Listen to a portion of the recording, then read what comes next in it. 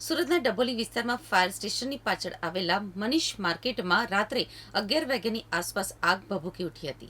આ ઘટનામાં ગોડાઉન માલિકોને લાખોનું નુકસાન થયું છે। સદનસીબે કોઈ જાનહાનિ થવા પામી નથી। સુરતના ડભોલી વિસ્તારમાં ફાયર સ્ટેશનની પાછળ જ આવેલા મનીષ માર્કેટમાં પતરાના શેડમાં અંદાજે 20 જેટલા ગોડાઉન બનાવી દેવામાં આવ્યા હતા। આ ગોડાઉનમાં ઓનલાઈન વેપાર કરતી અલગ અલગ કંપનીનો માલ રાખવામાં આવ્યો હતો। ઓનલાઈન જે ગ્રાહકો માલ મંગાવતા હોય છે તેમનો અહીંયા સ્ટોક કરવામાં આવતો હતો અને ત્યારબાદ અહીંથી જ સપ્લાય કરવામાં આવતો હોવાનું જાણવા મળ્યું છે। જેમાં ગત મોડી રાત્રે એક તરફની 10 ગોડાઉનની લાઇનમાં આગ ભભૂકી ઉઠી હતી। Fire officer M.K. ધોબીએ જણાવ્યું હતું કે પતરાના શેડમાં આવેલા એમેઝોન સહિતની અલગ અલગ કંપનીઓના ગોડાઉન અહીં ઊભા કરવામાં આવ્યા છે, તેમજ એક બેકરીનો મોટો ભાગ પણ અહીં જણાઈ આવ્યો છે। આગ ખૂબ જ વધુ હોવાથી મેજર કોલ જાહેર કરવામાં આવ્યો હતો।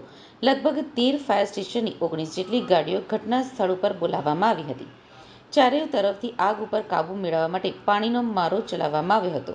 રાતના 2 વાગ્યાની આસપાસ આગને સંપૂર્ણ કાબૂમાં લેવામાં આવી હતી। હાલ આગ લાગવાનું કારણ હજી સુધી જાણવા મળ્યું નથી, પરંતુ સમગ્ર ઘટનામાં કોઈ જ પ્રકારની જાનહાનિ પણ થઈ નથી।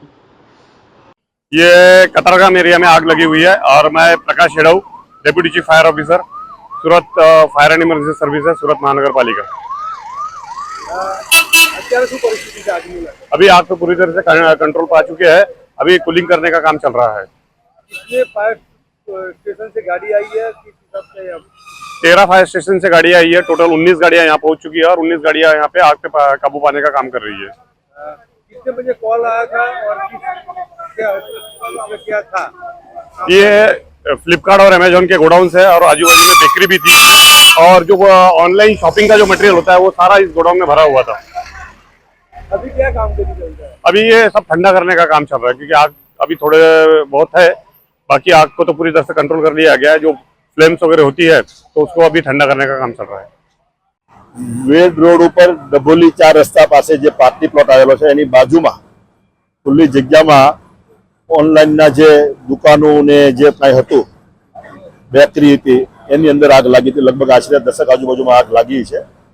અમને જાણ થતા હતા અમારી પહેલા તો અહીં ફાયરની ગાડીઓ અહીં બાજુમાં 300 મીટરમાં ફાયર સ્ટેશન નવું બનાવ્યું છે, એમાંથી ગાડીઓ આવી ગઈ હતી ને બાકીના સુરતમાંથી અન્ય વિસ્તારમાંથી પછી બોલાવવામાં આવી હતી। એ દરમિયાન મેયરશ્રી, અહીંના સ્થાનિક કોર્પોરેટરો અને હું પણ અહીં હાજર થઈ ગયા હતા અને ફાયરના જવાનોએ બધી કોરથી જે જગ્યા ખુલ્લી હતી એટલે બધી કોઈ પાર્ટી પ્લોટ અહીં બાજુમાં છે કોર્પોરેશનનો નવો બનાવેલો, એમાં બધી ગાડીઓ લાવી અને પતરાને તોડી અને આગને ઉપર અત્યારે કંટ્રોલ લઈ લીધો છે। મોટા ભાગનું અત્યારે ઓલવાઈ ગયું છે।